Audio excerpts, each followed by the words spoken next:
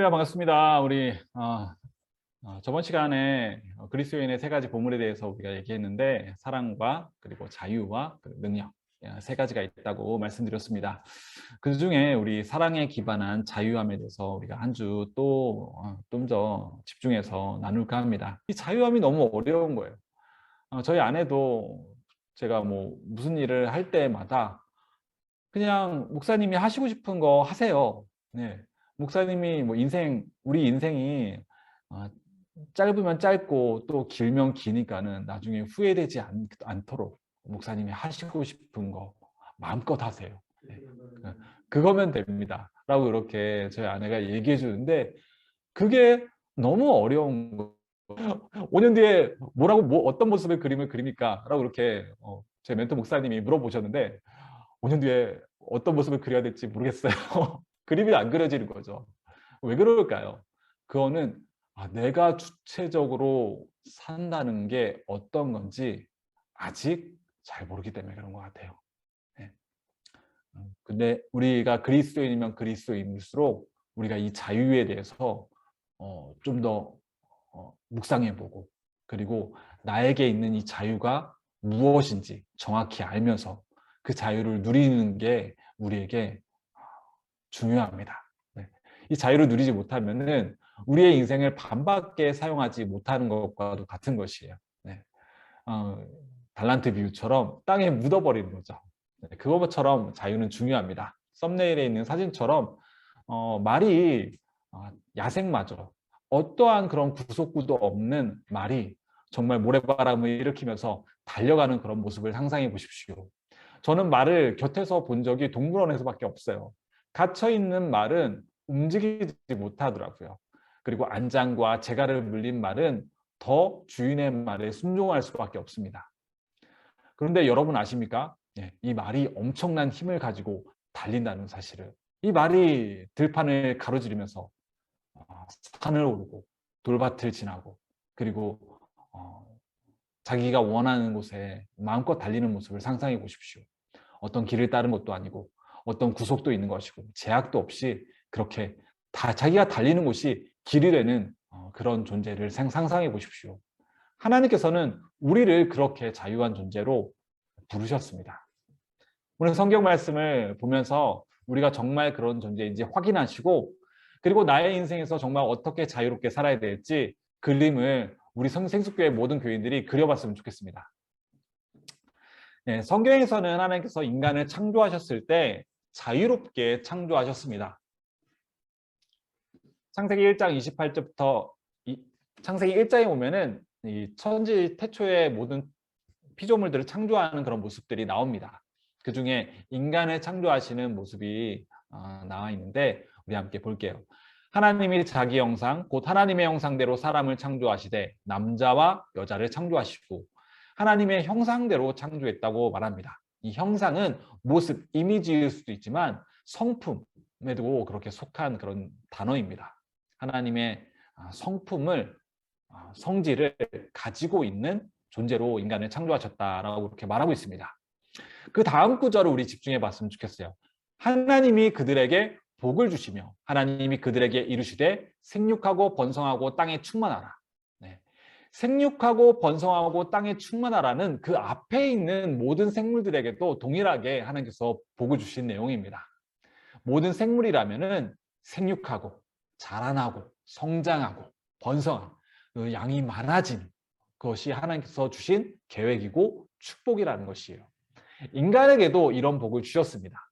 그러나 그 다음에 플러스 알파의 복을 더 우리에게 주셨습니다. 바로 그 다음에 땅을 정복해라. 이 땅에 정복할 그런 것이 있다라는 것이에요. 그래서 이 정복하라 라는 그런 명령은 복이라는 복이죠. 제한이 없다는 것이에요. 야생마가 들판을 가로지듯이 네가 어디를 가든지 네가 어느 곳에 움막을 짓든지 네가 어느 곳에 마을을 만들든지 네가 어느 곳에 우리를 만들든지 제한이 없다는 것이에요. 네. 그 다음에 더 멋진 말이 있습니다. 바다의 물고기와 하늘의 새와 땅에 움직이는 모든 생물을 다스려라. 네. 다스려라 라고 말하고 있습니다. 권세가 있다는 것입니다. 네. 모든 피조물과 세상을 다스릴 수 있는 권세가 있다는 것입니다. 제한받지 않고 다스릴 수 있는 권세가 있다는 것은 다른 말로 하면은 자유가 있다는 것이에요. 인간에게 자유를 주셨다는 것입니다. 하지만 인간이 의도적으로 이 자유를 버리게 됩니다. 많은 분들이 창세기의 내용을 읽을 때 선악과에 초점을 맞춰서 읽으시는데 하나님이 왜 선악과를 만드셨을까? 이것만 안 만드셨어도 사람이 이렇게 죄를 짓지 않았을 텐데, 타락하지 않았을 텐데 라고 이렇게 생각하기 쉬운데 이 앞구절을 사람들이 되게 쉽게 생각하는 것 같아요. 하나님께서는 인간에게 온 우주뿐만 아니라 이 땅에 창조된 모든 생물들을 다 주셨는데 인간과 하나님의 차이점은 이 선악과 하나밖에 없었다는 것이에요. 네. 다 줬는데 하나 안 줬다고 우리는 하나님 되게 쪼잔하신 분이야 라고 생각하기 쉽잖아요. 네. 하나님은 그러신 분이 아니십니다. 하나님은 때가 되셨으면 아마 다 맡기셨을지도 몰라요. 하지만 인간은 이 한 가지를 버리게 한 가지 때문에 자신에게 하나님을 버리게 됩니다. 자신에게 있는 자유와 권세를 포기한 결과가 창세기 3장에 설명하고 있습니다. 창세기 3장은 여러분이 예배 끝나고 시간 되면 한번 읽어보시기 바랍니다. 아담과 하와는 이 땅에 있었던 영적 존재, 사탄으로부터 그들과 친밀해졌습니다. 사탄과 친밀해진 인간은 결국은 하나님을 사랑하기보다는 사탄의 말을 더 존중하고 사랑하기 시작한 것이에요. 아담과 하와는 사탄을 정복의 대상으로 삼으라고 하나님께서 명령하셨는데 정복의 대상으로 삼는 것이 아니라 친구가 된 것이에요. 사탄의 말을 귀 기울여 듣기 시작하는 것이죠. 그리고 결국에는 사탄의 말을 하나님 말보다 더 우선시하게 됩니다. 사탄의 말은 우리가 다른 말로 하면 세상의 말이라고 생각하시면 돼요. 부정적인 말, 어둠의 말, 그런 말을 더 듣기 시작하는 것이에요. 하나님의 말에 대해서 반대되는 의심의 말, 그리고 내 생각이 더 옳다라고 그렇게 인정해 주는 말, 바로 그것이 사단이 우리에게도 동일하게 속이는 말로 다가오는 것이죠. 그런데 사단은 하나님께서 창조하셨을 때 정복의 대상으로 삼으셨다는 것입니다. 할렐루야. 정복의 대상으로 삼을 때는 어떻게 해야 되겠습니까? 아니야. 예수 이름으로 너는 거짓된 정보를 주는 너는 예수 이름으로 떠나갈지어다. 라고 이렇게 말하시거나. 안 그러면 아니야. 나는 그런 존재가 아니야. 나는 부족하지 않아. 나는 모자라지 않아. 나는 슬프지 않아. 나는 힘들지 않아. 나는 아프지 않아. 라고 이렇게 여러분 말하셔야 되는 것이에요. 할렐루야. 그게 바로 정복자의 자세 아니겠습니까? 네. 하나님보다 사단을 사랑한 존재는 그 결과 이 땅의 모든 것이 아담과 하와의 자유의 권세를 인정하지 않게 됩니다. 그리고 나서는 사단의 종, 성경에서는 사단의 자녀로까지 그렇게 말하게 됩니다. 그렇게 인간은 위치가 변경된 것이죠. 정복자에서 정복당한 자로. 그 다음부터는 이 땅이 아담과 하와를 인정해주지 않습니다. 그 권세를 인정하지 않아요. 그래서 네가 노력해야지 이 땅에 수산물이 나오고 이 땅에서는 네가 원하지 않는 가시와 엉겅퀴를 내서 수고해야 되고 여성은 해산하는 고통을 누려야지 번성하게 되고 하나님께서 주신 축복들을 다 잃어버리게 됩니다. 에베소서 2장 3절에 전에는 우리도 다 그와 가운데서 우리 육체의 욕심을 따라 지내며 육체와 마음에 원하는 것을 하여 다른 이들과 같이 본질상 진노의 자녀였더니 진노를 받을 수밖에 없는 자녀로 본질적으로 진노의 자녀로 우리가 살 수밖에 없었다라고 이렇게 말하고 있습니다. 진노의 자녀의 특징은 여기 나와 있는데 육체의 욕심을 따르는 사람, 육체와 마음이 원하는 것을 행동하는 사람, 바로 진노의 자녀라고 말합니다. 반대의 하나님의 영적 자녀는 어떤 사람이겠습니까? 영이 원하는 것을 행하는 사람, 바로 영적 자녀의 모습인 것입니다. 그렇게 저주받을 수밖에 없는 인류를 위해서 하나님께서 우리에게 도구를 사용하십니다. 바로 자유를 제한하는 법을 정해주십니다. 법이라는 것은 하나님께서 십계명을 시내산에서 모세를 통해서 받게 하셨을 때 10가지 법을 그렇게 주셨습니다. 그 이후로 하나님께서는 특별하게 또 어떤 법을 이렇게 막 추가하시지 않았어요. 대신 막 생활 속에서 어떻게 행동하는 것이 맞다, 옳다라는 규칙을 정해 주셨지 이런 하나님께서 돌판까지 새겨주시면서 그렇게 적어주신 그런 특별한 법은 없었습니다. 법이라는 것은 어떤 것입니까? 뭐뭐 하지 말아라, 뭐뭐 하면 안 된다 라고 그런 것이 법이 아니겠습니까? 뭐뭐 하지 않으면은 뭐 이런 형벌이 너에게 주어질 것이다. 하나님께서도 이런 식으로 우리에게 법을 제정해 주셨습니다. 인간은 사단의 자녀가 되었지만 본질은 사단의 종으로 전락한 인간은 법을 만들기 시작했습니다. 하나님께서 주신 십계명의 법 외에 계속 플러스 계속 추가해서 법을 만들기 시작했어요. 그래서 어느덧 하나님께서 정해주신 법보다 인간이 만들어주신 법이 더 많게 된 것이에요. 유대인에게. 그래서 안식일 날 몇 걸음까지 걸으면 안 된다라는 법까지 막 그런 제정해 놓았어요. 장로의 법들이죠. 그러나 유대인들은 그것과 별개로 인간의 율법을 만들면서 제한을 두기 시작한 것이요. 바울이 이야기하는 초등학문과 같은 낮은 수준의 학문이 아닌 우리에겐 높은 수준의 유업을 얻게 하려는 것이 하나님의 뜻입니다. 사도 바울은 갈라디아서 4장 8절 9절에 하나님이 아닌 자들에게 종노릇하였다라고 이렇게 말하고 있죠. 바로 어떤 자들에게 종노릇한 것입니까? 이 땅의 사단에게 종노릇하면서 지낼 수밖에 없었습니다. 9절에 보면은 이제는 너희가 하나님을 알 뿐 아니라 더욱이 하나님이 아신 바 되었거늘 어찌하여 다시 약하고 천박한 초등학문으로 돌아가서 다시 그들에게 종노릇하려 하느냐. 높은 수준으로 우리가 올라왔다라면 낮은 수준으로 내려가는 것은 어리석은 것입니다. 우리가 새로운 피조물로서 올라갔다라면 이제 다시 율법으로 내려갈 필요가 없다는 것이에요. 어떤 분이 그러시더라고요. 제가 만난 모임에서 어떤 분이 이런 얘기를 하시더라고요. 네. 아니 몇 시에 일어나냐고. 6시 반에 일어난다고. 기도할 시간이 몇 시간 정도 하냐고. 저는 기도 한 30분 정도 한다고. 아침에 일어나서. 모자르지 않냐고. 새벽 기도도 안 하면 모자르지 않냐고. 더 빨리 일어나야지. 라고 얘기하시더라고요. 여러분 맞습니까? 틀립니까? 도겸형이 맞은 것 같아요? 틀린 것 같아요?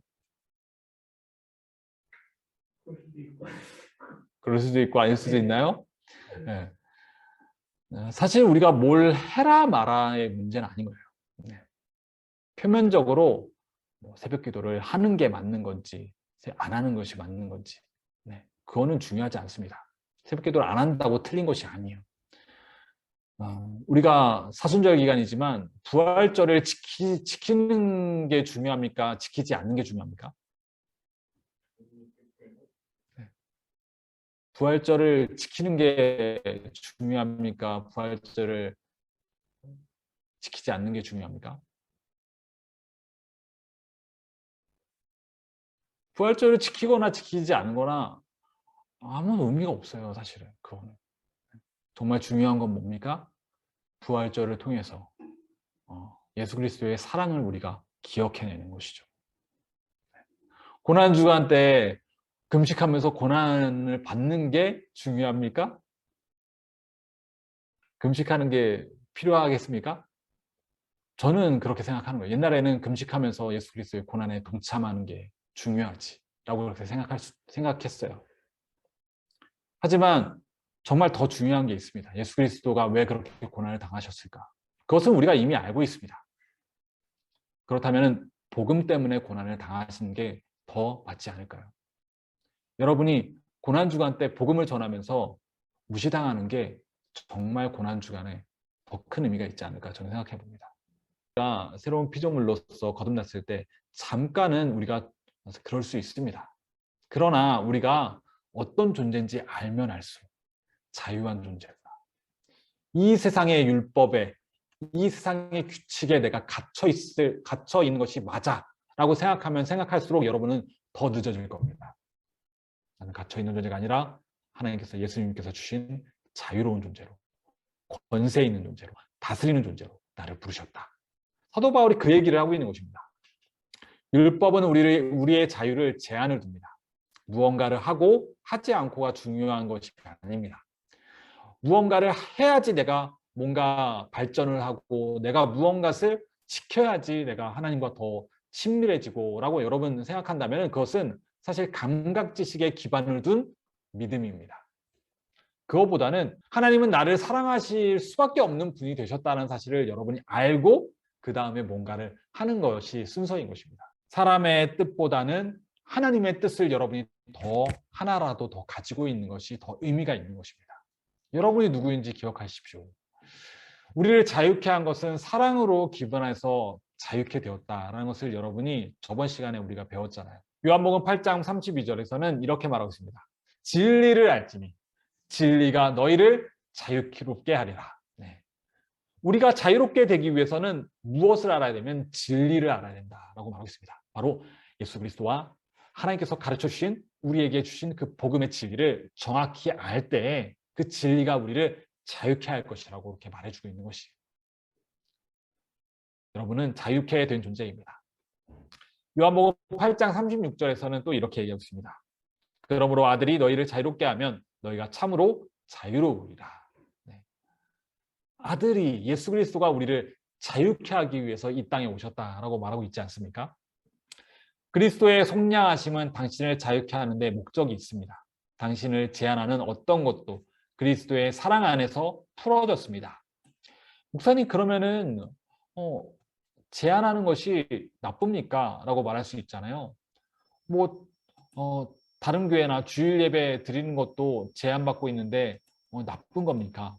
우리의 약속이죠. 주일날 우리가 이렇게 모이는 거는 약속입니다. 저는 예전에 이런 생각이 들고요. 제빵사들은 언제 예배 드릴까? 제빵사들은 일요일 날 다 출근하거든요. 보통 월요일 날 쉬어요. 일요일 날 그 서비스직들은 그러면은 언제 예배 드려야지? 그 사람은 주일 성수 한 번도 못 하겠네. 인생을 살면서 그리스도인이 될 가능성이 한 번도 없겠네요. 네. 그 사람들은 월요일 날, 평일 날 예배 드리면 되는 것입니다. 평일 날 예배 드릴 수 있도록 준비하는 교회가 필요한 것이에요. 나는 옛날엔 교회 갔는데 난 이제 교회 갈 수 없는 인생이 됐네 라고 절망하는 사람이 분명히 있을 것이에요. 죄책감 가지면서. 하지만 하나님은 책망하실 분이 아니시란 것이에요. 진리를 알 필요가 있습니다. 갈라디아서 5장 1절에 보면은 그리스도께서 우리를 자유롭게 하려고 자유를 주셨으니 그러므로 굳건하게 서서 다시는 종의 멍에를 매지 말라. 여러분 이 말씀을 보면은 자유롭게 하려고 우리에게 자유를 주셨다. 이 구절만 보세요. 여러분에게는 자유가 있다는 것입니다. 이 신학에서는 이 자유신학이라는 게 있었는데 감리교 그 감신대에서 있었던 그런 변 교수님이 한 분이 계셨는데 그분이 외국에서 이제 가지고 온 것이에요. 근데 이 자유신학하고는 자유는 좀 이게 다릅니다. 그 자유는 너무 자유를 뛰어넘어 방종으로까지 간 자유였어요. 그래서 이제 종교 간의 커뮤니케이션을 굉장히 중요하면서 하나님과 석가가 동일하다. 종교 다원주의로까지 그렇게 넘어가 버린 것이죠. 그래서 하나님은 불교도 사랑하시고 천주교도 사랑하시고 이슬람교도 사랑하시고 모든 종교를 다 사랑한다. 우리는 다 하나다. 라고까지 그렇게 넘어간 것이 자유신학이에요. 어떻게 보면은 우리가 가지고 있는 복음신학이 자유신학인데 좋은 거를 먼저 잘못되게 써버린 것이죠. 우리의 복음은 알면 알수록 여러분은 자유롭게 되기 위해서 예수님께서 우리에게 말씀해 주신 것입니다. 그렇게 우리를 자유롭게 하셨고 그러므로 굳건하게 서서 다시는 종의 멍에를 매지 말라라고 사도 바울은 얘기하고 있습니다. 종의 멍에, 바로 율법에 얽매여서 이 세상의 법에 얽매여 있는 자의 멍에입니다. 다시는 매지 않으려면은 앞에 말하고 있잖아요. 굳건하게 서라고. 아까 우리가 찬양 중에 잠잠히 안 해라고 그렇게 말한 것도 동일한 그런 뜻입니다. 굳건하게, 잠잠하게. 아무 말대꾸하지 않고가 아니라 내가 굳건하게 서서 내가 그것을 알고 있습니다. 잠잠하게 내가 믿겠습니다. 굳건하게 내가 그것을 믿겠습니다. 라고 이렇게 굳건히 서셔야지 종의 멍에를 매지 않는 것입니다. 왜냐하면 우리는 이 세상을 살아가면서 이 종의 멍에를 매기 너무 쉽기 때문에 그렇습니다. 누군가 지어주는 멍에를 내기가 너무 쉬운 것이. 그럴 필요가 없는데 말이에요. 우리가 이 복음 안에서 그럴 필요가 없다는 것입니다. 여러분이 원하는 대로 여러분 인생을 디자인하고 정하시면 되는 것입니다. 여러분 누구의 말을 따르겠습니까? 여러분이 따라야 될 존재가 있다라면은 말씀이고 성령님이고 여러분의 영적 지도자가 아니겠습니까? 네. 여러분이 그것을 존중하고 따라가기만 하시면 되는 것입니다. 여러분이 말씀에서도 우리는 말씀을 읽어도 만약 굳건하게서 종의 멍에를 매지 말아라 라고 이렇게 사도 바울이 권면을 했어요. 하지만 정말 종의 멍에를 다시 매요. 사도 바울이 가서 몽둥이 가지고 그렇게 때렸을까요? 안 때렸을 거예요. 죄인에게 죄가 없다는 것, 불가능하다고 생각하는 사람에게 가능하다고 말하는 것, 능력이 없다고 믿는 사람에게 능력이 있다라고 말하는 것, 질병에서 벗어날 수 없다고 생각하는 사람에게 질병에게 노임을 받았다고 말하는 것. 이 소식이 우리에게 주어진 것입니다. 감히 그렇게 이야기할 수 있는 근거가 무엇이겠습니까? 바로 우리를 사랑하시는 그 하나님의 사랑이 그렇게 말하고 있기 때문에 그렇습니다. 단지 율법에서 자유케 된 것이 아닌 하나님의 자녀로서 이 땅에 가장 먼저 자신 예수 그리스도의 모습을 통해 우리는 보고 확인을 하지 않았습니까? 진리를 당신이 알게 되면 여러분이 자유케 된다고 말하는 구절을 여러분 기억하십시오. 진리를 받아들이면 받아들일수록 여러분을 얽매이고 있는 것이 무엇인지 정확히 알게 되고 풀어지게 될 것입니다. 할렐루야. 네. 갈라디아서 5장 13절을 우리 하나 더 보겠습니다. 형제들아 너희가 자유를 위하여 부르심을 입었으나 그러나 그 자유로 육체의 기회를 삼지 말고 오직 사랑으로 서로 종노릇하라. 목사님, 우리가 자유로운 존재면 뭐든지 다 가능하다면 우리가 방종하는 거 아닙니까? 우리는 사랑 안에서 자유한 존재라는 사실입니다. 네. 자녀는 부모의 사랑 안에서 자유로운 존재입니다. 부모의 사랑을 자녀가 인식할수록 자신이 자유롭지만 모든 것이 다 가능하지만 집 나가서 살아도 되고 공부 안 해도 되지만 부모의 말에 순종하죠. 스스로 종된 모습으로 그렇게 살아갑니다. 누구도 사랑을 강요할 수는 없습니다. 사랑으로 서로 종노릇하라고 말하고 있지 않습니까? 이 사랑이 없다라면은 사랑 없는 자유는 방종이 될 수 있고 그리고 우리는 세상의 무법자가 될 수밖에 없습니다. 우리 위에 있는 것은 사랑으로 완성된 그런 법이 아닙니까? 하나님을 사랑할지 말지 우리의 선택이 아니겠습니까? 우리에게 자유가 있습니다. 단 우리의 중심이 아닌 하나님과의 사랑 안에서 우리가 누리는 자유가 있습니다. 그렇게 정확하고 단순하게 하나님께서 우리에게 말하시는 분이 아닙니다. 태초에 아담과 하와를 지으셨을 때도 그렇게 창조하시지 않았습니다. 하나님께서는 인간을 사랑하셔서 자유를 주셨기 때문에 그렇습니다. 자유의지. 우리에게는 그것을 주셨습니다. 결혼을 할 때 신부에게 총을 들이면서 이제 너는 내 거니까는 어디 가지도 못하고 내가 갖다 주는 옷만 입고 내가 먹으라는 것만 먹고 내가 하라는 일을 반드시 해야 돼. 남편이 그렇게 한다면 과연 사랑이겠습니까? 하나님은 그런 분이 아닙니다. 하나님은 우리에게 무엇이든 다 강하다라고 말하면서 여기시는 것입니다. 여러분의 인생을 존중하십니다. 여러분의 선택을 존중하십니다. 그리고 심지어 여러분을 존중하는 것을 넘어서 여러분을 믿고 계십니다. 왜냐하면 사랑하시기 때문에. 우리가 하나님에게 어떤 뜻을 물어봤을 때 하나님께서는 잠잠하실 때가 많습니다. 아무 얘기도 없이 그냥 음성도 들리지 않을 때가 많습니다. 그래서 그것에 대해서 여러분 계속 물어보신 적이 있습니까? 계속 물어보면 하나님께서는 이렇게 얘기하실 것입니다. 네 마음대로 해라. 네 뜻대로 해라.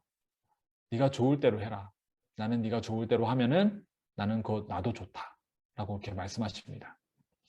우리가 무언가에 대해서 결정하고 선택했을 때 하나님은 제한해 두시는 분이 아닙니다. 어떤 사람들이 이렇게 얘기하죠. 하나님께서 치셨다. 과연 하나님께서 치시는 분이실까요? 하나님은 치시는 분이 아니십니다.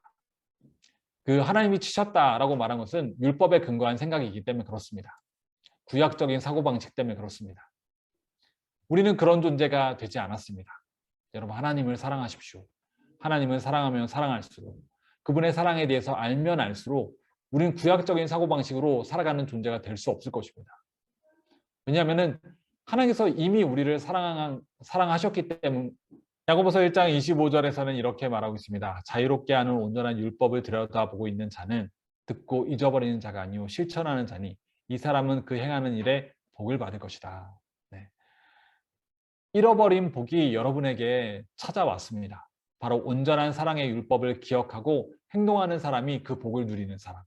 아담과 하와에게 복을 주시며 축복을 주시며 생육하고 번성하고 땅에 충만하라. 땅을 다스리고 정복해라. 라고 이렇게 말하는 그 복이 우리에게 주어졌고 그것대로 행동하는 사람이 바로 사랑의 율법을 들여다보고 있는 사람이 행동할 수 있다는 것입니다. 그 안에서 복음에 대한 말씀을 더 많이 묵상하면 묵상할수록 여러분이 누구이고 내가 어떤 자유를 가졌고 내가 어떤 존재인지 더 알게 될 것입니다. 누가복음 4장 18절 19절에 이렇게 얘기하고 있습니다. 주의 성령이 내게 임하셨으니 이는 가난한 자에게 복음을 전하게 하시려고 내게 기름을 부으시고 나를 보내사 포로된 자에게 자유를 눈먼 자에게 다시 보게 함을 전파하고 눌린 자를 자유롭게 하고 주의 은혜의 해를 전파하게 하려 하심이라 하였더라. 예수님께서 이 땅에 오신 그런 사역의 방향성, 포커스는 자유입니다. 율법 아래에서 죄책감을 가지고 있는 모든 사람들을 자유케 하셨습니다. 나는 이런 인생에서 벗어날 수 없어. 나는 이 질병에서 벗어날 수 없어. 나는 이 저주에서 벗어날 수 없는 존재야. 라고 그렇게 여겼던 모든 사람들에게 예수님께서 찾아오셔서 그것을 풀어주고 자유케 하셨습니다. 바로 우리에게 자유를 주신 이유는 무엇입니까? 동일한 유업을 받은 우리에게 하나님께서 이 땅에서 어떠한 자로 살아가기를 원하시겠습니까? 율법 아래 갇혀있는 존재로 사시길 원하시겠습니까? 제한받고 정말로 뭔가의 죄책감에 눌려서 사는 존재로 하나님께서 우리를 부르셨겠습니까? 아니면 예수님처럼 자유롭게 살고 그리고 세상의 율법에 정복하고 다스리며 자유케 하는 포로된 자를 자유케 하고 눈먼 자들을 다시 보게 하는 그런 놀라운 하나님의 자유한 자로서 자유인으로서 살기를 원하시겠습니까? 갇혀있는 감옥에 있는 사람은 같은 감옥 안에 있는 사람이 풀어줄 수 있겠습니까? 성경에도 있잖아요. 요셉에게 간수가 열쇠까지도 맡겼는데 요셉이 다른 사람을 풀어줬습니까? 못 풀어줬죠. 왜냐하면 요셉도 죄인이기 때문에 그런 것이죠. 풀어줄 수 있는 사람은 바로 왕이지 않았습니까? 여봐라, 요셉을 데려와라. 그 한마디에 요셉은 자유롭게 되었습니다. 여러분 누구입니까? 우리는 누구입니까? 죄인입니까? 갇힌 사람입니까? 범죄자입니까? 약한 존재입니까? 어린아이입니까? 아닙니다. 하나님의 아들, 하나님의 권세, 예수 그리스도, 하나님 우편에 앉아있는 왕자에 앉아있는 권세가 있는 자들 아니겠습니까? 그분께서 우리에게 열쇠를 주셨습니다. 땅에서 풀면은 하늘에서 풀릴 것이요. 땅에서 잠그면은 하늘에서 잠길 것이다. 할렐루야. 여러분이 바로 그런 존재입니다.